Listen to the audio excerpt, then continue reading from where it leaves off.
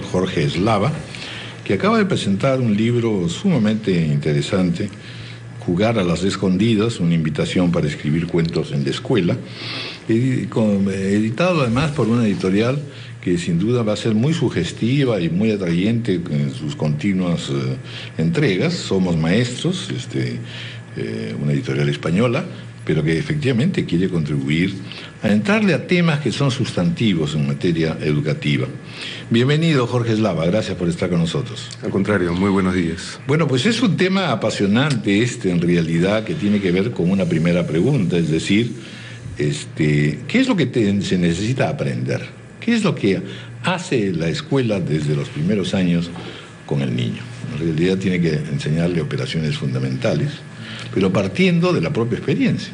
Es decir, todo niño sabe oír historias y contarlas, de hecho. Es decir, es uno de los principios básicos, digamos, en cualquier niño, como también su necesidad de aprender a sumar, a restar, ¿no?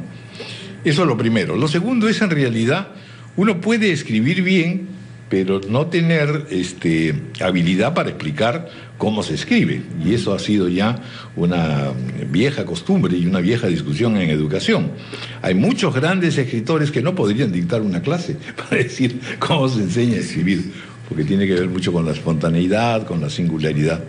Lo tercero, en realidad, es que toda esta enseñanza, para poder jugar a las escondidas, tiene que efectivamente tener esa característica, la de juego, más que de un aburrido ejercicio como ha venido ocurriendo muchas veces en la escuela. Y entonces, en lugar de animar al joven a crear, o a la niña o al niño, más bien se les desanima. ¿Cómo hacer frente a todo esto? Y ese es el esfuerzo tan interesante de jugar a las escondidas. Bueno, usted me la pone difícil. Son tres respuestas y una pequeña aclaración. La editorial es Santa María SM, y dentro de esta editorial, que publica literatura infantil y juvenil, tienen una colección que se llama Somos Maestros, que además tiene algunas líneas de desarrollo. Una de ellas es leer y escribir, dentro de la cual ha salido este libro, Jugar a las Escondidas. Respecto a la primera pregunta, más que el maestro es la escuela ofrece un ámbito que debería ser la continuación del hogar, un ámbito donde no solo se realizan operaciones, que es a la que estamos habituados a aprender a leer y escribir, sino fundamentalmente el desarrollo del lenguaje y de la comunicación humana.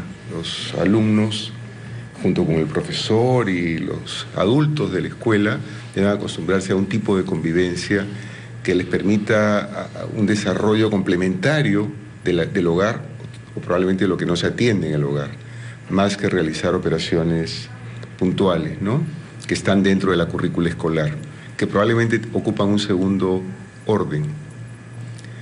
¿Cómo enseñar a escribir y no hacer de ello un método aburrido?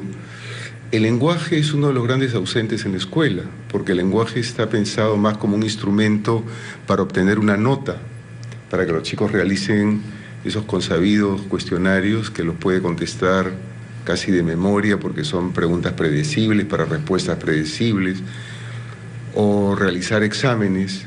Pero hay un asunto mucho más complejo en la escuela, que es el lenguaje, que sirva de comunicación real, donde se puede hablar de afecto, de sentimientos, de inquietudes, de dudas, que difícilmente se tratan en la escuela. Y creo que escribir de manera creativa permite un canal de comunicación de aquello que tienen internamente los chicos, siempre y cuando exista una muy buena relación, carisma del docente, digamos, y una especie de magnetismo para llegar al aula. Y lo tercero, cómo enseñar a escribir cuentos, ¿no?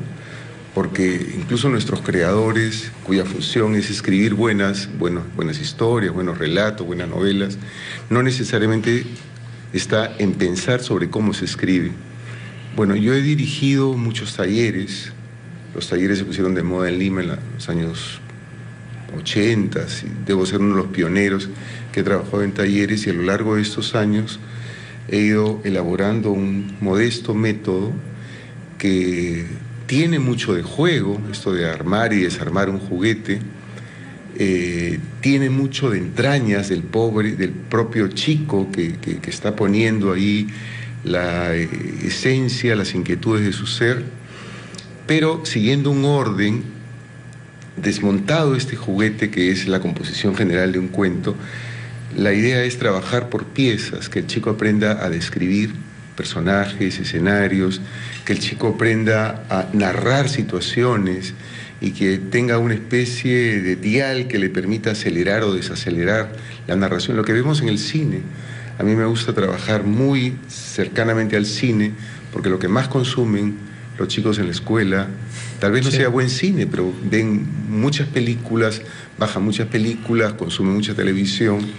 Entonces es interesante... Jorge, a eso quería ir. Sí. Perdón que te interrumpa, pero ¿se puede pasar a escribir sin haber desarrollado, por ejemplo, un hábito saludable de leer primero? Se puede escribir sin duda, hay mucha literatura oral, de gente analfabeta incluso. Claro, ¿no? Los orígenes son la oralidad.